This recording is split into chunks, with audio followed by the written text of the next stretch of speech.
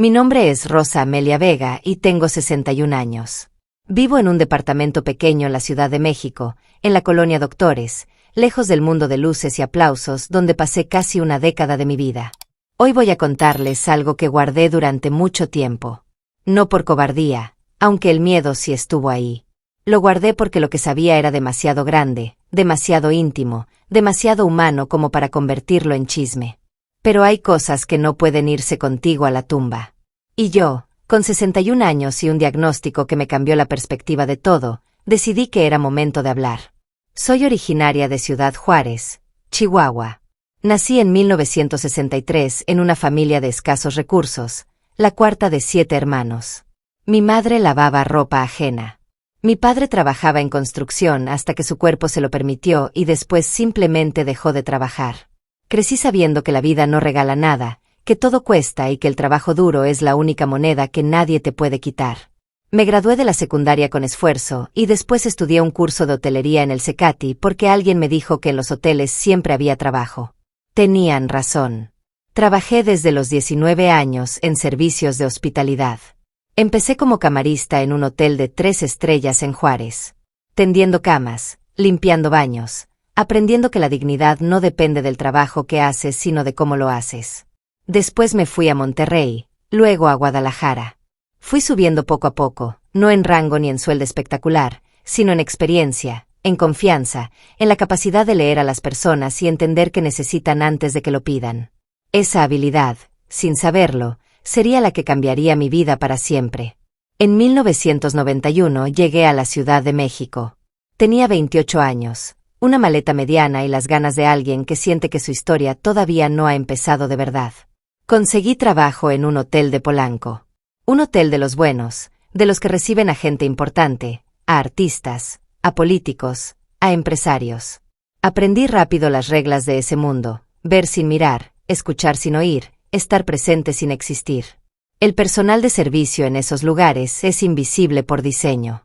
Y yo aprendí a hacerlo perfectamente. Fue en ese hotel donde por primera vez estuve cerca de él.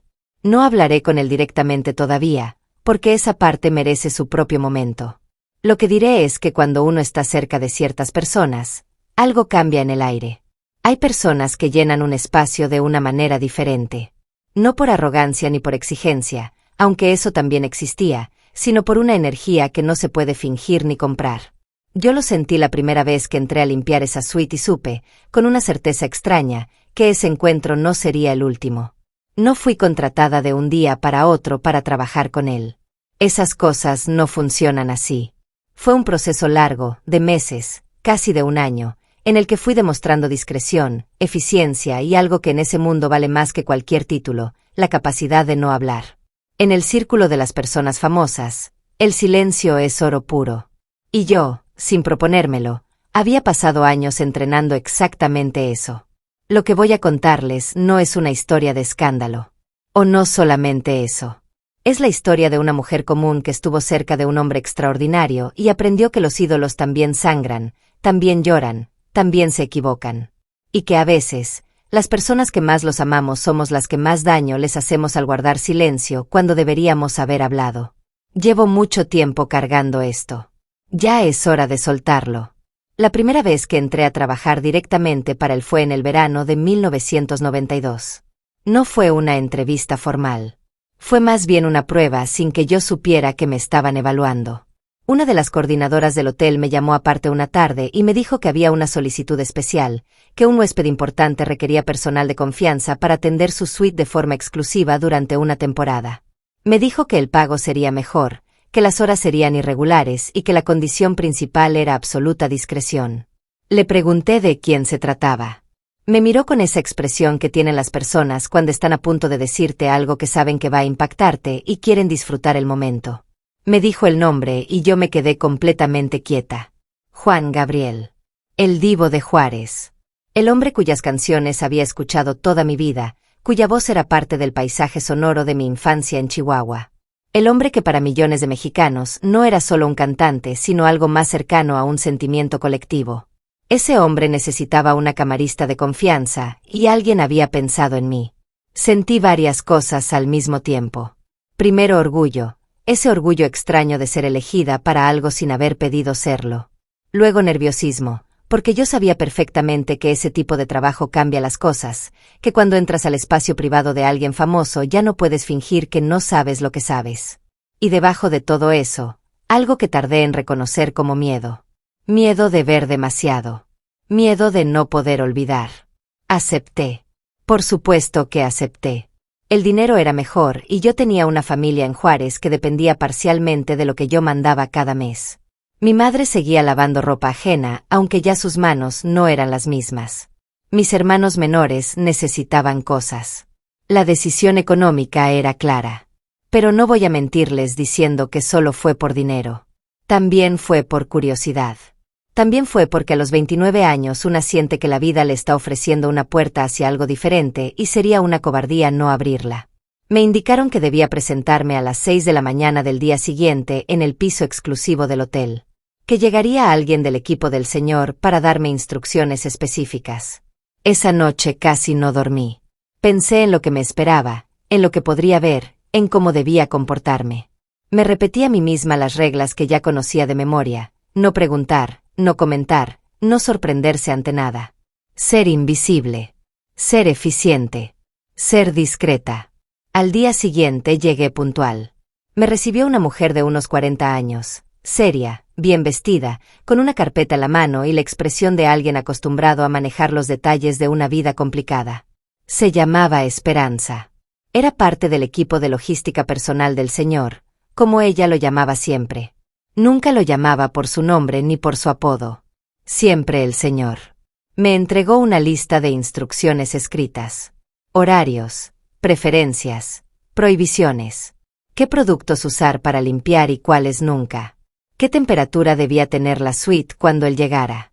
¿Qué tipo de flores? Si había flores. ¿Qué hacer si se encontraba gente en los cuartos que yo no reconociera? Esa última instrucción me detuvo. Le pregunté a Esperanza qué significaba exactamente.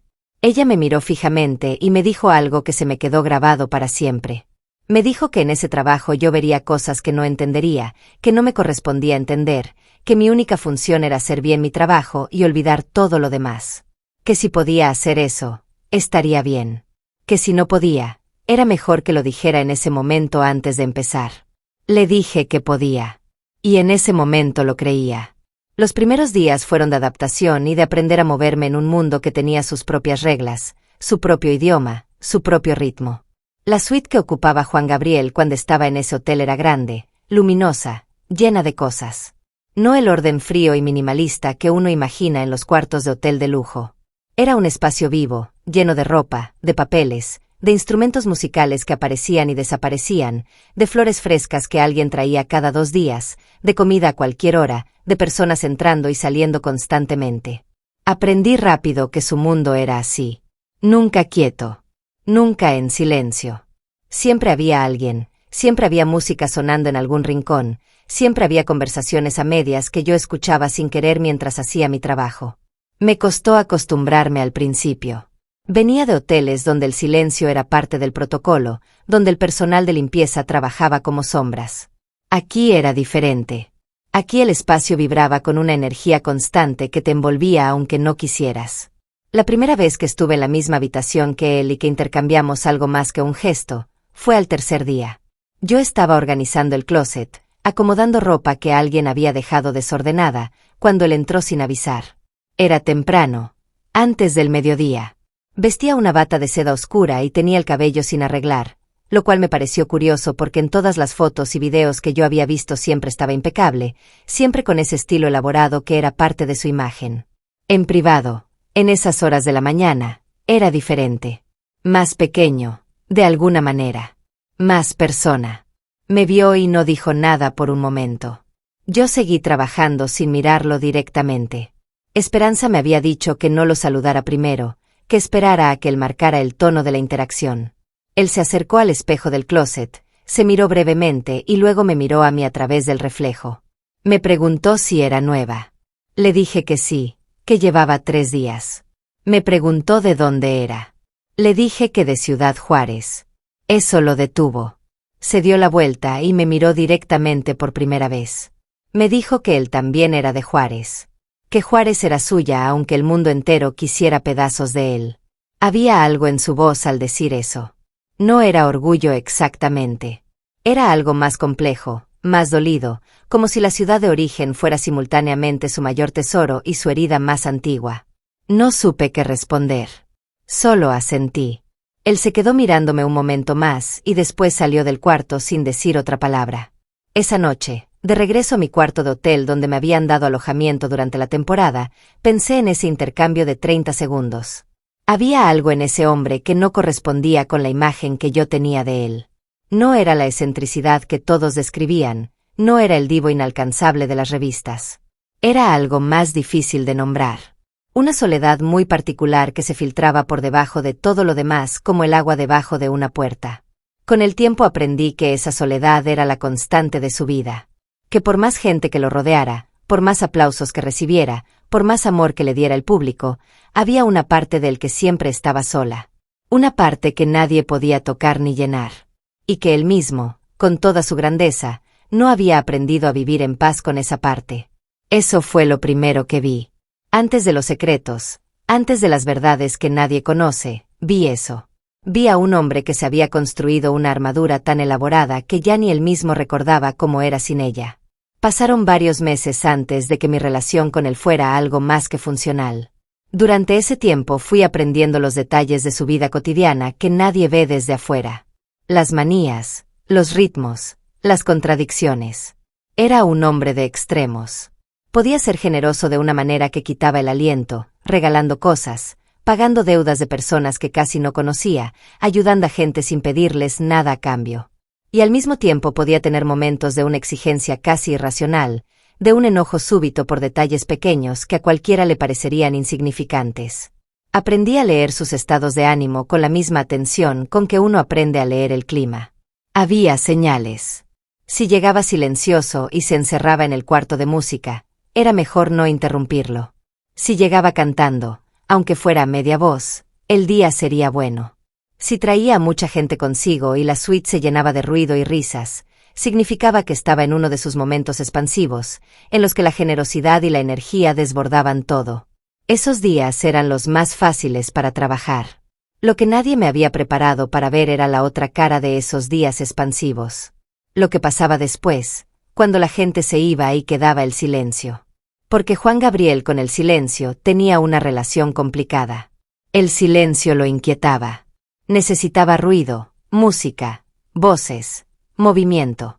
Cuando todo eso desaparecía y quedaba solo, algo en él cambiaba. No de manera dramática ni evidente al principio. Era sutil. Una quietud que no era paz, sino más bien el agotamiento de alguien que lleva demasiado tiempo representando algo. Fue Esperanza quien me explicó, con su manera directa y sin adornos, parte de lo que estaba viendo. Me dijo que el señor cargaba muchas cosas. Que su infancia había sido muy difícil, que había cosas de su pasado que nunca habían sanado completamente, que parte de toda esa energía que proyectaba al mundo era también una forma de no quedarse quieto, porque quieto significaba pensar y pensar significaba recordar. No me dio más detalles. No era su estilo. Pero con eso fue suficiente para que yo empezara a ver lo que hacía con ojos distintos. Ya no era solo limpiar y ordenar. Era también, sin que nadie me lo hubiera pedido explícitamente, ser parte de un sistema que protegía a ese hombre de sí mismo en cierta medida. Hubo un momento, a los 4 meses de trabajar para él, que marcó un antes y un después en nuestra relación. Era tarde, casi medianoche. Yo estaba terminando de acomodar unas cosas en la sala de la suite cuando él entró. Venía solo, lo cual era inusual.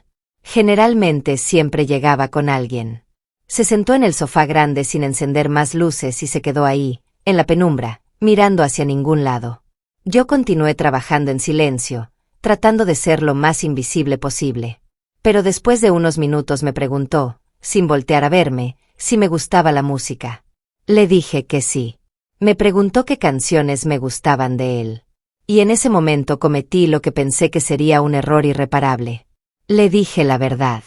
Le dije que la que más me llegaba al alma era Querida. Que la había escuchado muchas veces en momentos difíciles de mi vida y que siempre le encontraba algo nuevo. Él se quedó en silencio por lo que me pareció mucho tiempo.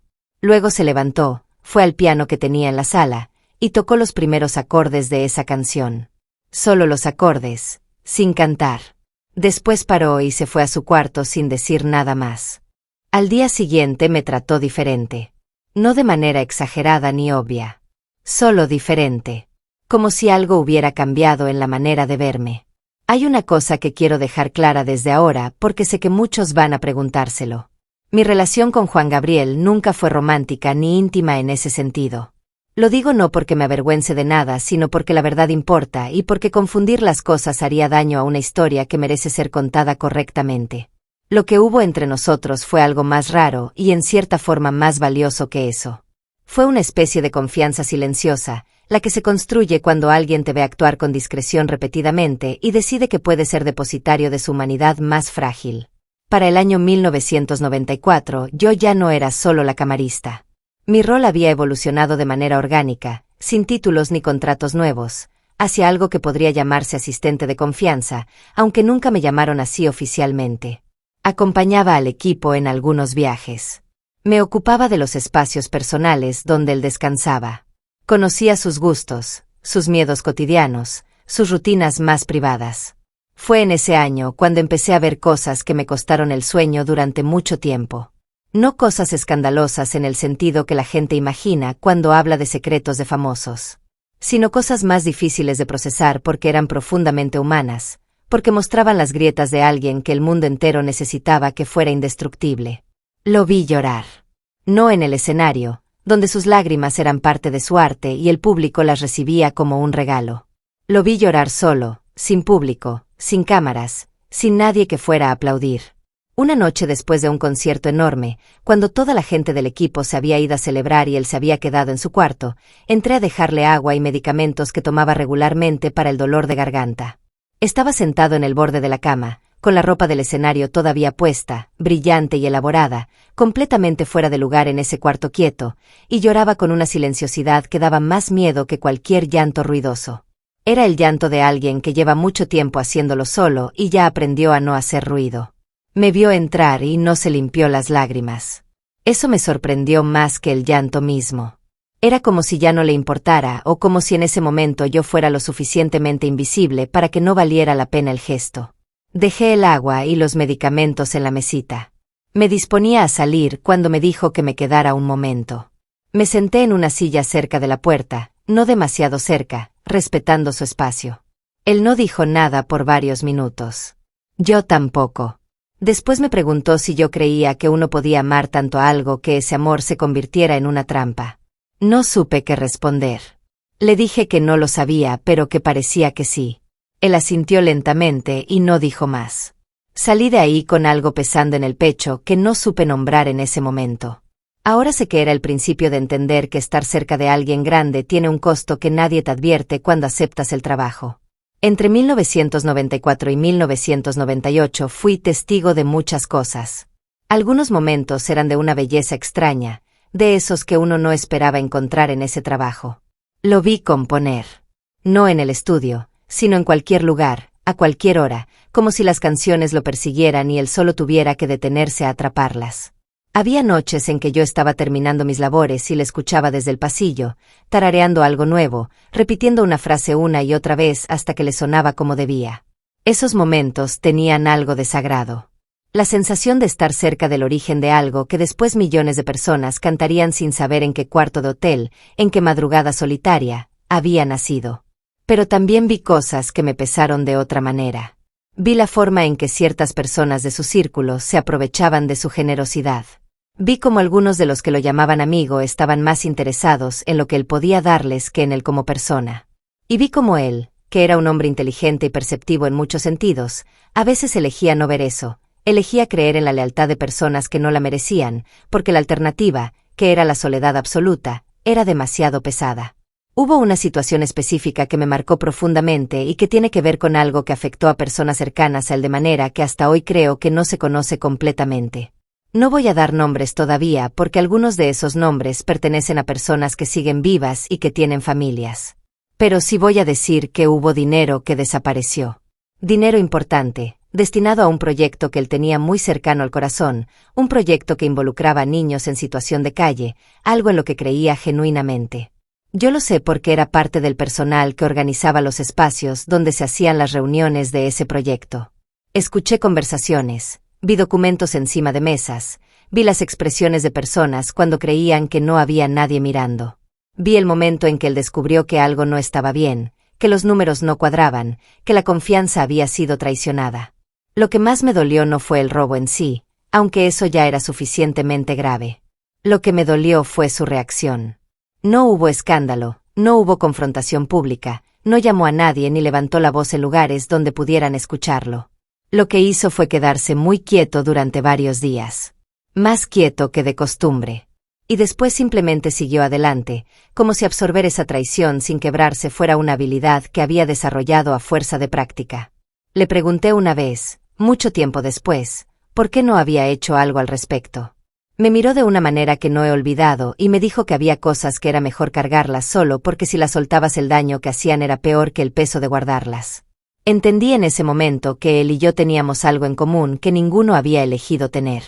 Ambos habíamos aprendido a cargar silencio como si fuera parte del uniforme de trabajo. El año 1999 trajo cambios. Mi rol había seguido evolucionando y para entonces yo era parte de un grupo muy pequeño de personas de confianza que la acompañaban en ciertos viajes, no todos, pero los que él consideraba más personales. Los viajes de trabajo con todo el aparato de producción y el equipo grande eran una cosa. Los viajes más íntimos, donde se movía con menos gente y menos protocolo, eran otra completamente diferente. Fue en uno de esos viajes, a una ciudad del norte de México que no voy a mencionar específicamente, donde presencié algo que me cambió la comprensión que tenía de él.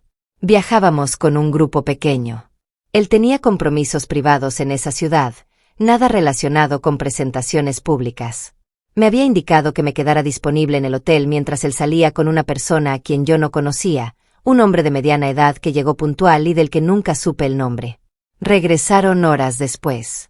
Juan Gabriel venía diferente. No podría decir exactamente cómo porque era algo que estaba debajo de la superficie, en la manera de caminar, en la tensión de los hombros, en la forma en que entró al hotel mirando al suelo. La persona que lo acompañaba se despidió rápidamente y se fue. Él subió directamente a su cuarto. Esa noche llamó a la habitación donde yo estaba y me pidió que fuera. Cuando entré, encontré algo que nunca había visto. Tenía fotografías esparcidas en la mesa. Fotos antiguas, blanco y negro, de una familia que yo no reconocí de inmediato, pero que después entendí quiénes eran. Fotos de su infancia, de personas que habían sido importantes en su historia más temprana, en esa parte de su vida que él rara vez mencionaba y que cuando mencionaba era siempre con una mezcla de dolor y gratitud imposible de separar. Me pidió que me sentara. Me explicó, con una calma que me pareció construida con mucho esfuerzo, que había cosas de su pasado que cargaba de maneras que la gente no sabía. Que había relaciones rotas que nunca había logrado reparar completamente. Que había personas a quienes había querido y que se habían ido de su vida de maneras que él no había podido controlar. Me dijo que a veces sentía que toda la música, todo el éxito, toda la grandeza que el mundo le reconocía, era también una forma de llenar huecos que en realidad nunca se llenaban del todo. Yo escuché. No dije mucho.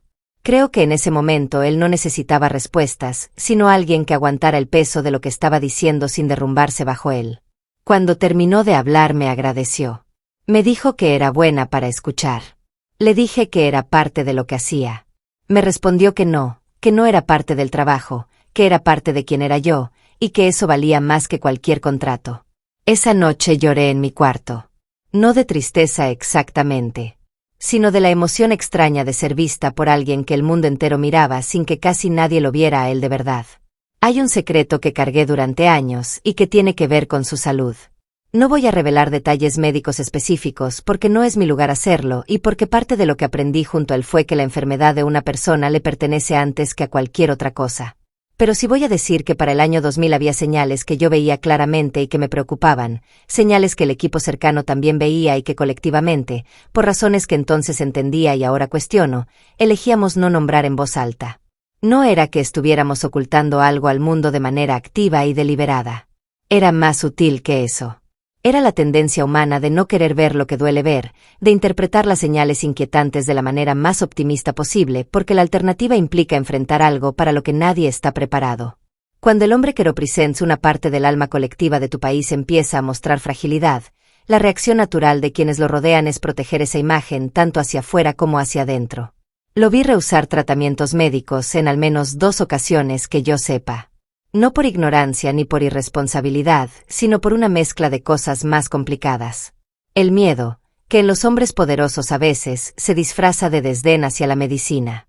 La agenda que nunca paraba, que siempre había algo más urgente, otra ciudad, otro compromiso, otra persona que necesitaba algo de él. Y algo más profundo que eso, una especie de relación complicada con su propio cuerpo, como si él y su cuerpo fueran entidades separadas que negociaban entre sí con resultados variables. Una tarde, después de que él salió de una reunión con un médico, la expresión con la que volvió era la de alguien que acaba de escuchar algo que no quería escuchar. No me dijo nada directamente. Pero esa noche me pidió que llamara a ciertas personas de su círculo más íntimo y les dijera que el señor estaría descansando los próximos días y que no habría reuniones. Cuando le pregunté qué explicación daba si preguntaban el motivo, me miró y me dijo que dijera que estaba componiendo, que eso nadie lo cuestionaría. Y tenía razón.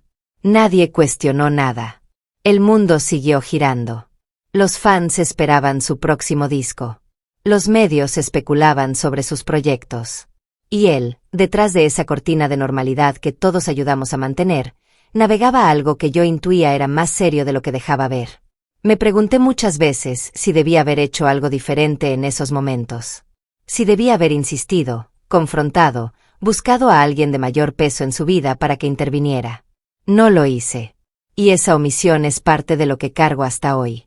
Hay una noche que no se me ha ido de la memoria en todos estos años. Fue en 2002. Estábamos en Los Ángeles, en una de las residencias que él tenía allá. Era tarde y yo estaba a punto de retirarme cuando escuché voces elevadas provenientes del estudio. No era inusual que hubiera discusiones. El mundo artístico es intenso y las emociones corren alto. Pero el tono de esa noche era diferente. Había algo más personal, más crudo en esas voces. Esperanza, que todavía trabajaba con él en ese entonces aunque ya con salud frágil, me hizo una seña de que me quedara donde estaba. Nos quedamos las dos en el pasillo, sin movernos, escuchando sin querer.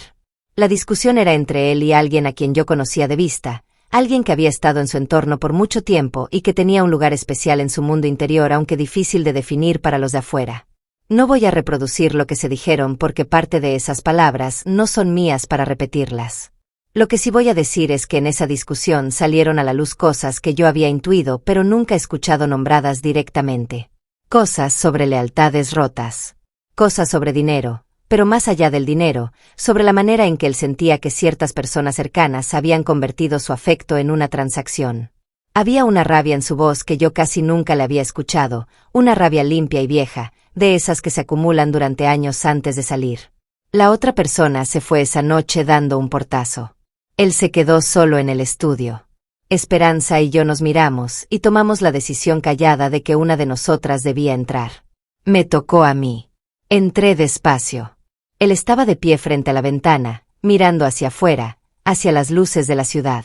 No se movió cuando entré. Después de un momento me preguntó si yo creía que era posible querer a alguien y al mismo tiempo saber que esa persona te hace daño. Le dije que sí, que creía que era posible y que probablemente era una de las cosas más difíciles que existían. Él asintió sin voltear. Me dijo que había cometido el error de creer que el amor era suficiente para que la gente fuera buena. Me dijo que era un error que llevaba repitiendo demasiado tiempo. Salí de ese estudio con algo que no supe procesar durante días. Era la imagen de un hombre que había dado todo de sí mismo, que había convertido su dolor en canciones que consolaban a millones, y que sin embargo seguía sin encontrar la forma de consolarse a sí mismo de las maneras más básicas. Para el año 2004 mi situación personal había cambiado. Había conocido a un hombre, Marco, técnico de sonido que trabajaba eventualmente con el equipo. Nos hicimos novios con la dificultad natural de dos personas cuyas vidas laborales eran irregulares y demandantes. Juan Gabriel lo sabía. Era difícil ocultar algo así en un entorno tan cercano. Su reacción me sorprendió. Lejos de incomodarse o de marcar distancias, Pareció genuinamente contento por mí. Me llamó un día a solas y me dijo algo que guardé como un tesoro. Me dijo que merecía ser feliz, que la gente que trabaja en las sombras para que otros brillen también tiene derecho a su propia luz. Luego me dijo algo que solo entendí completamente años después. Me dijo que cuidara ese amor, que no lo dejara morir por el trabajo, que él había cometido ese error y que costaba más de lo que parecía. En ese momento no pregunté a qué se refería exactamente. Ahora creo que hablaba de relaciones propias que habían pagado el precio de su entrega absoluta a la música y a su carrera. Hay personas que él amó de maneras que el mundo no supo ver porque las circunstancias de su vida lo obligaron a amar de maneras que no encajaban con lo que se esperaba de él. Y esas personas, esos amores, quedaron en espacios privados que él protegía con ferocidad. No voy a revelar nombres ni detalles específicos de su vida íntima porque eso no me corresponde. Lo que sí voy a decir es que Juan Gabriel fue capaz de amar profundamente y que en ese amor hubo también pérdidas que lo marcaron. Personas que se fueron o que tuvieron que alejarse por razones que tenían más que ver con el mundo que con los sentimientos reales. Y que él cargó esas ausencias con la misma discreción con que cargaba todo lo demás, convirtiéndolas en música cuando el dolor se volvía demasiado grande para contenerlo de otra forma. Marco y yo duramos 3 años. La relación no sobrevivió la distancia y los horarios. Cuando terminamos él lo supo antes de que yo se lo dijera. Me llamó y sin preguntar directamente me dijo que lamentaba lo que fuera que estaba pasando, que la vida a veces era así de injusta. Esa empatía, esa capacidad de sentir lo que otros sentían antes de que lo dijeran en voz alta, era una de las cosas que hacían a Juan Gabriel ser lo que era, tanto en el escenario como fuera de él. Lo que nunca imaginé es que ese mismo año comenzarían una serie de eventos que terminarían por cambiar todo. En 2005 empecé a notar algo que al principio interpreté como el efecto natural del paso del tiempo en cualquier persona. Cambios en su energía, en su resistencia física, en la manera en que llegaba a los espacios después de las presentaciones. Siempre había sido alguien de una vitalidad extraordinaria, capaz de dar conciertos de horas y llegar después con energía para seguir. Eso empezó a cambiar gradualmente, de maneras tan sutiles que si no lo hubieras conocido antes no las habrías notado. El equipo médico que lo acompañaba era discreto y profesional. Nunca compartían información con el personal de apoyo como yo. Pero uno aprende a leer contextos. Los medicamentos que aparecían en el botiquín y que yo tenía instrucciones de reponer. Las visitas médicas que se programaban con más frecuencia. Las noches en que se quedaba en el cuarto en lugar de salir cuando había compromisos sociales que en otros tiempos no hubiera cancelado. Hubo una conversación que tuve con Esperanza en ese año, una de las últimas largas que tuvimos porque su propia salud estaba deteriorándose. Me dijo que el señor necesitaría más cuidado en los próximos años. No me explicó por qué exactamente. Me dijo que era importante que las personas de confianza que lo rodeaban entendieran que su bienestar dependía también de la estabilidad del ambiente, que el estrés le costaba más de lo que admitía, que cualquier conflicto innecesario lo afectaba de maneras que desde afuera no se veían. Tomé esas palabras como instrucción operativa. Me volví aún más cuidadosa en cómo manejaba las situaciones difíciles a su alrededor. Si había problemas con el personal, los resolvía antes de que llegaran a él. Si había noticias complicadas que tenían que comunicársele, buscaba el momento y la manera adecuada. Me convertí sin título oficial en una especie de filtro entre él y ciertas asperezas del mundo cotidiano. ¿Estaba haciendo lo correcto? En ese momento creía que sí. Creía que cuidar a una persona significaba protegerla de lo que pudiera hacerle daño. Ahora entiendo que la línea entre proteger y aislar es más delgada de lo que parece, y que a veces con las mejores intenciones uno contribuye a construir burbujas que terminan siendo prisiones. Hay una cosa específica de ese periodo que me pesa particularmente. Hubo personas que intentaron acercarse a él con intenciones genuinas, personas que lo querían sin agenda, que simplemente admiraban su trabajo y querían una conexión real. Y el sistema que lo rodeaba, del que yo era parte, funcionaba de maneras que a veces impedía esas conexiones. No por maldad, sino por el exceso de protección que se vuelve rutina.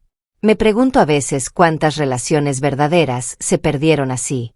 El año 2008 fue uno de los más difíciles que viví junto a él, aunque desde afuera todo parecía ir bien. Los conciertos seguían siendo multitudinarios. Los discos seguían saliendo. La imagen pública era la de un artista en plena vigencia, irreemplazable, eterno. Pero detrás de esa imagen yo veía algo diferente. Había episodios de agotamiento severo que se manejaban con descanso forzado que el equipo presentaba al mundo exterior como tiempo de composición o vacaciones planeadas. Había momentos de confusión que me preocupaban y que nunca se nombraron como lo que probablemente eran. Había noches en que yo llegaba a prepararle el espacio y le encontraba de un humor tan bajo, tan apagado, tan diferente al hombre que el mundo conocía, que me costaba trabajo no preguntarle directamente qué estaba pasando. No le preguntaba. Esa era la regla no escrita más importante de todas las que seguía. No preguntar directamente. Estar disponible, pero no presionar. Dejar que él marcara los límites de lo que se compartía y lo que no. Pero hubo una noche de ese año en que la regla se rompió sola. Fue tarde, muy tarde, y yo estaba a punto de terminar mi turno cuando lo encontré en el jardín de la residencia. Estaba sentado en una banca de piedra mirando el cielo. Me vio y me hizo seña de que me acercara. Me senté a su lado. Permanecimos en silencio por un rato largo. Después él me dijo, sin que yo hubiera preguntado nada, que a veces sentía que el mundo que había construido a su alrededor era tan grande que ya no podía verle los bordes, que ya no sabía bien dónde terminaba lo que él había elegido y dónde empezaba lo que simplemente había pasado. Le pregunté si era feliz. Fue la única vez que le hice esa pregunta directamente.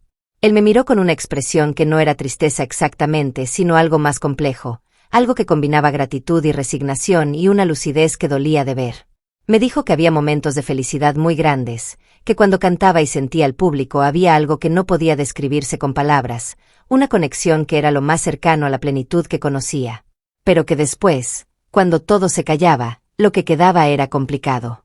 Que había pagado precios muy altos por su vida y que a su edad ya no sabía si los precios habían valido. Esa conversación me quitó el sueño por semanas. No por lo que reveló sino por lo que sugería, por todo lo que seguía sin decirse detrás de esas palabras. Debo hablar de algo que directamente afectó a personas cercanas a él y que creo que el mundo tiene derecho a conocer, aunque me cueste decirlo. Tiene que ver con la manera en que se manejaron ciertas relaciones filiales durante los últimos años de su vida activa. No voy a señalar a nadie de manera acusatoria porque no tengo todos los elementos y porque sería injusto hacerlo desde mi perspectiva parcial. Pero sí voy a decir lo que vi. Juan Gabriel amaba a su familia con la misma intensidad con que amaba todo, de manera absoluta y a veces tormentosa. Había vínculos que eran genuinamente hermosos y había otros que eran complicados por la manera en que el dinero y la fama deforman las relaciones cuando entran en ellas.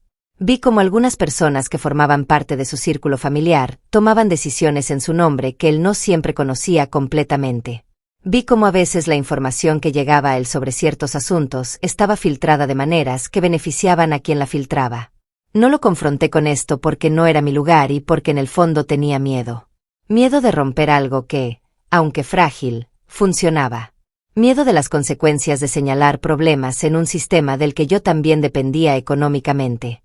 Ese miedo es parte de lo que cargo con culpa hasta hoy. Hubo una situación específica relacionada con una propiedad, una decisión sobre algo que le importaba mucho a él y que se tomó de una manera que no correspondía con lo que él me había expresado que quería. Cuando le pregunté indirectamente si estaba de acuerdo con lo que había pasado, me dijo que las cosas a veces tomaban su propio camino, que uno aprendía a soltar. Pero en su voz había algo que no era resignación serena sino cansancio. El cansancio de alguien que ha peleado demasiadas batallas y en algún punto decide que ciertas guerras no vale la pena pelearlas. Pienso en eso frecuentemente. Me pregunto si parte de esa soledad que yo percibía en él tenía que ver con la sensación de que incluso en su propio mundo, incluso entre las personas que se llamaban sus seres queridos, había fuerzas que operaban de manera independiente a sus deseos reales. Creo que sí. Y creo que esa es una de las tristezas más particulares que existen. Los años entre 2010 y 2015 los viví desde una distancia mayor que los anteriores. Mi rol había cambiado. No porque hubiera un quiebre, sino porque la vida de los dos había evolucionado en direcciones que nos alejaban geográficamente con más frecuencia. Yo había empezado a trabajar también con otras personas, lo cual era algo que él mismo había alentado, diciéndome que no debía limitarme a un solo mundo. Aún así, seguíamos en contacto. Había mensajes esporádicos, llamadas cuando él estaba en México y tenía tiempo. La confianza que habíamos construido en todos esos años no desapareció con la distancia. Era de esas relaciones que no necesitan mantenimiento constante porque tienen una base sólida que aguanta el tiempo y el espacio. En esos años empecé a procesar de manera más consciente todo lo que había vivido junto a él. Tenía más distancia para verlo, y esa distancia me permitía notar cosas que la cercanía había oscurecido. Veía con más claridad los patrones, las repeticiones, los errores que se perpetuaban porque nadie en su entorno tenía la posición o el valor para nombrárselos directamente. Lo llamé una vez para hablar de algo que me pesaba. Era una situación que había llegado a mis oídos sobre dinero de obras de caridad que no estaba llegando a destino. No eran rumores vagos. Era información concreta que había llegado de una fuente que yo consideraba confiable. Me costó mucho hacer esa llamada. Ensayé lo que iba a decir durante días. Cuando por fin hablé, lo hice directamente y con todo el respeto que le tenía. Le conté lo que sabía. Hubo un silencio largo del otro lado de la línea. Después me dijo que apreciaba que me lo hubiera dicho, que lo iba a revisar. No me contó el resultado. No supe si actuó sobre la información. Pero al menos lo hice. Al menos una vez rompí el silencio cuando importaba. Eso no borra los años en que no lo hice. Pero algo es algo. En 2016 el mundo recibió la noticia de su muerte como un golpe colectivo. Yo estaba en mi departamento de la colonia Doctores cuando lo supe. Me lo dijo mi sobrina, que entró corriendo con el teléfono en la mano y la cara desencajada. Puse las noticias y estuve frente al televisor durante horas sin moverme casi. Hay algo muy extraño en enterarse de la muerte de alguien a quien conociste en privado a través de la pantalla de una televisión, mezclada con todo el aparato del duelo público. Mientras los conductores hablaban de su legado y los fans lloraban en las calles y las redes explotaban con homenajes, yo tenía imágenes en la cabeza que no correspondían con nada de lo que se estaba diciendo. No el Juan Gabriel del escenario ni el del mito, sino el hombre de la bata de seda en las mañanas, el que lloraba solo después de los conciertos, el que se sentaba en el jardín de noche a mirar el cielo y me decía que ya no le veía los bordes a su propio mundo. Lloré. Mucho. Pero no exactamente de la misma manera que llora alguien que pierde a un ídolo. Era un llanto más personal, más íntimo, el de alguien que pierde a una persona real que conoció de verdad, aunque esa persona fuera también para el mundo algo mucho más grande que una persona real. Los días siguientes fueron difíciles. Recibí llamadas de personas del antiguo equipo. Algunos para compartir el dolor. Otros, y esto fue perturbador, para hablar de cosas más prácticas, de quién sabía qué y de que era importante ser discretos. Esas llamadas me dejaron un mal sabor. En el dolor de la pérdida ya había quienes pensaban en implicaciones, en lo que convenía decir y lo que convenía callar. Decidí en esos días que algún día contaría mi parte de la historia. No inmediatamente. No con el duelo fresco. Pero algún día. Los años posteriores a su muerte fueron de mucho ruido. Surgieron personas reclamando conocerlo, revelando supuestos secretos, contando historias de las que yo a veces dudaba y otras veces reconocía parcialmente. El mercado del morbo funciona rápido cuando alguien grande se va. Y Juan Gabriel, que en vida había sido simultáneamente muy público y muy privado, se convirtió en muerte en un territorio que todos querían reclamar. Yo me mantuve en silencio. Parcialmente por el dolor todavía fresco. Parcialmente porque muchas de las conversaciones públicas sobre él me parecían reducir a un hombre complejo a versiones demasiado simples, demasiado convenientes para uno u otro lado. El Juan Gabriel perfecto e incomprendido que algunos construían. El Juan Gabriel lleno de defectos y contradicciones que otros preferían. Ninguna de esas versiones era completamente falsa, pero ninguna era completamente verdadera. En 2019 me diagnosticaron con una enfermedad que prefiero no nombrar, pero que me obligó a reconfigurar mi relación con el tiempo. No es algo terminal en este momento, pero sí fue una señal clara de que los años que me quedan tienen un peso diferente al de antes. Que las cosas que quiero haber dicho necesitan un calendario más urgente. Empecé a escribir. No para publicar, inicialmente, sino para ordenarme. Para poner en palabras cosas que habían vivido durante décadas, solo como imágenes y sensaciones en mi memoria. El ejercicio fue doloroso y liberador al mismo tiempo, exactamente lo que alguien me había dicho alguna vez sobre soltar lo que se carga demasiado tiempo. Mi hija. Tengo una hija de 28 años que se llama Camila, me encontró escribiendo una noche y me preguntó qué hacía. Le mostré algunas páginas. Las leyó en silencio. Cuando terminó me miró y me dijo que esa historia no debía perderse. Que había personas que merecían conocer al Juan Gabriel que yo había conocido. No el mito. El hombre. Hay algo que quiero decir sobre la naturaleza de los secretos antes de llegar al final de lo que tengo que contar. Los secretos que guardé durante todos estos años no eran míos originalmente. Eran de él, me los había prestado la circunstancia, y yo los había cuidado con la responsabilidad de alguien que entiende que guardar un secreto ajeno es un acto de respeto, pero también una forma de deuda con la verdad. Lo que nadie te dice cuando entras a ese tipo de vida, cerca de personas poderosas y famosas, es que los secretos tienen peso acumulativo. Que cada cosa que ves y no dices se suma a las anteriores. Que con el tiempo construyes una arquitectura interna muy pesada hecha de silencios que sostienes porque los tirabas todo se derrumbaría. Y que esa arquitectura termina siendo también una cárcel de la que no sabes cómo salir sin causar daño. Hubo cosas que no dije cuando debía haberlas dicho.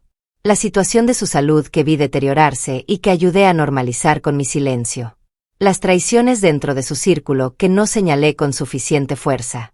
Los momentos en que pude haber sido más honesta con él aunque eso me hubiera costado el trabajo. Esas omisiones son mías. No me las puede devolver nadie. Pero también quiero decir algo más. Juan Gabriel sabía lo que hacía con su imagen. Era un hombre inteligente y consciente que entendía perfectamente la diferencia entre su vida pública y su vida privada. Eligió qué mostrar y qué guardar con una claridad que no era ingenuidad sino estrategia vital. El mundo que él construyó, incluyendo el misterio que lo rodeaba, era una creación consciente tanto como su música. Respetar eso es también parte de la verdad que quiero contar. Lo que revelaré ahora es algo que no había dicho a nadie fuera de mi hija Camila. Tiene que ver con los últimos meses antes de su muerte y con algo que Juan Gabriel me dijo en una de las últimas conversaciones que tuvimos, una conversación que en su momento no entendí completamente y que después, a la luz de lo que pasó, adquirió un significado que me quitó el piso. Fue en la primavera de 2016. Hablamos por teléfono. Él estaba en Estados Unidos, yo en México. La conversación empezó de manera normal, preguntando por Camila, contándome de proyectos. Pero en un momento dado el tono cambió. Me dijo que estaba pensando mucho en el tiempo, en lo que significa el tiempo cuando uno lo empieza a ver diferente. Le pregunté a qué se refería. Me dijo que había estado revisando su vida, haciendo lo que él llamó cuentas, no de dinero sino de cosas más importantes. De relaciones. De verdades pendientes. De cosas que había querido hacer y no había hecho. Le pregunté si estaba bien. Hubo una pausa. Me dijo que estaba cansado de una manera que el descanso no arreglaba. Le pregunté si había visto al médico. Me dijo que sí, que siempre lo veía, pero que hay cansancios que no son del cuerpo sino de otra parte más difícil de tratar. Luego me dijo algo que me heló. Me dijo que quería que yo supiera que había valido la pena. Que las personas que habían estado cerca de él de manera genuina, sin agenda, habían sido las más importantes de su vida aunque el mundo nunca lo supiera. Me dijo que yo era una de esas personas. No supe qué responder. Le dije que también para mí había valido la pena, que había sido un privilegio conocerlo de verdad. Él se rió suavemente y me dijo que ya no usara la palabra privilegio, que eso sonaba a distancia y que entre nosotros no había distancia. Fue la última vez que hablamos. 4 meses después murió. Lo que quiero que quede de todo lo que he contado no es una imagen oscura ni una desmitificación. No conté esta historia para quitarle nada a nadie. La grandeza de Juan Gabriel era real. Su talento era real. Su capacidad de tocar algo profundo en millones de personas era genuina y no tiene explicación sencilla.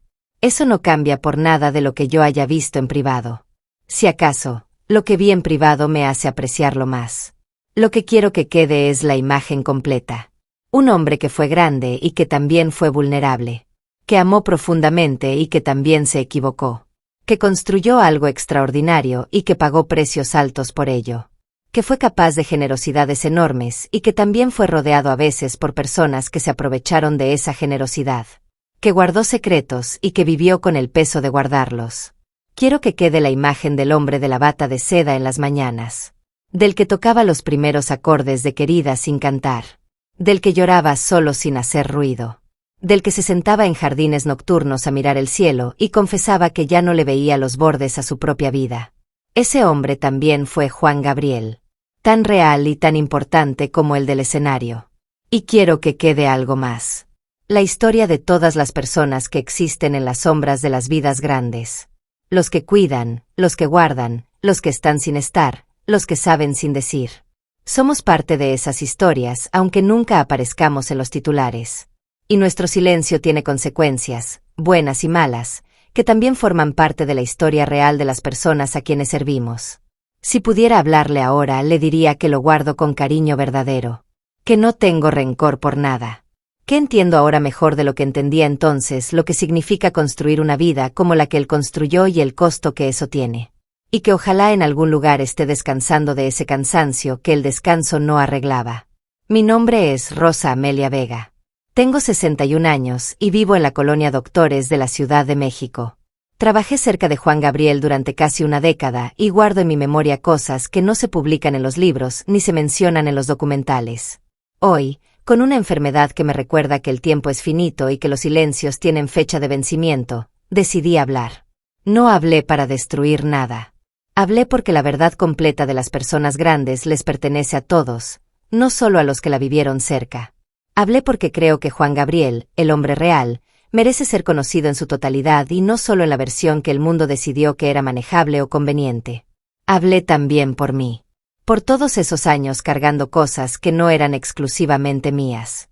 Por la culpa de las omisiones. Por los momentos en que pude haber dicho algo importante y elegí el silencio por miedo o por lealtad mal entendida. Contar esto es un acto de reparación aunque incompleto. Es lo que puedo hacer ahora con lo que me queda de tiempo.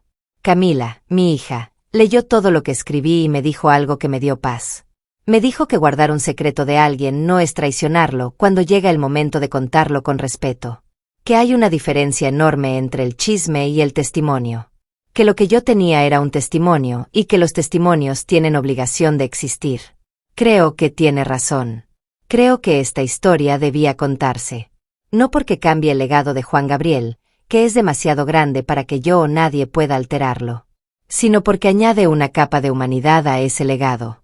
Porque recuerda que detrás de cada ícono hay una persona, y que las personas merecen ser vistas enteras.